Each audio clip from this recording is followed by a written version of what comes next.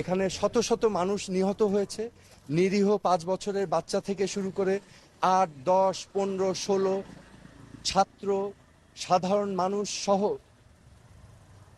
অনেক মানুষের প্রাণহানি হয়েছে এবং এটা আমাদের সবাইকে ক্ষত করেছে, আমাদের বিবেককে নাড়া দিয়েছে।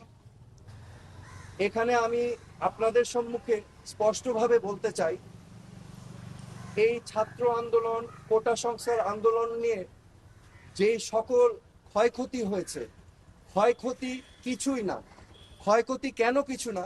এই ক্ষয়ক্ষতি যে সম্পদের ধ্বংস হয়েছে সেগুলো তো জনগণের সম্পদ, ট্যাক্স দিয়ে করা হয়েছে। এগুলো জনগণের সম্পদ, এগুলো হয়তো ভবিষ্যতে আমরাই আবার গড়ে নিব।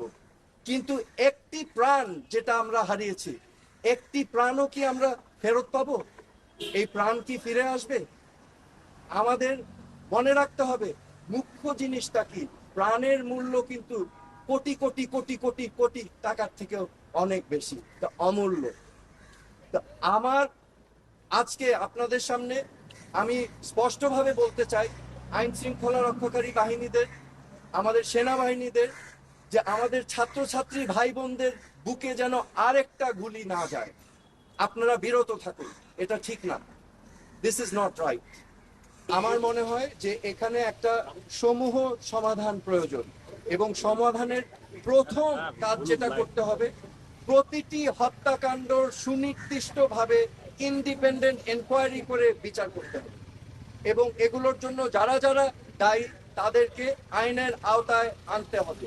বিচার বহির্ভূত কোনো হত্যাকাণ্ড করা যাবে না এবং আমাদের এই সমাধান রাজনৈতিকভাবে করতে হবে। এই সমাধান সবাইকে নিয়ে আলোচনার মাধ্যমে করতে হবে। এই সমাধান করার জন্য প্রথম শর্ত আমি যেটা বললাম, যে বিচার করতে হবে। এই প্রাণহানির, প্রত্যেকটা প্রাণহানির বিচার করতে হবে এবং যারা এটার জন্য দায়ী তাদেরকে আইনের আওতায় আনতে হবে। তারপরে আলোচনার মাধ্যমে সমাধান করতে হবে।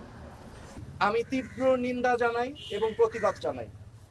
শিক্ষার্থী ভাই বোনদেরকে গ্রেফতার করা থেকে বিরত থাকার জন্য আমি আহ্বান করছি।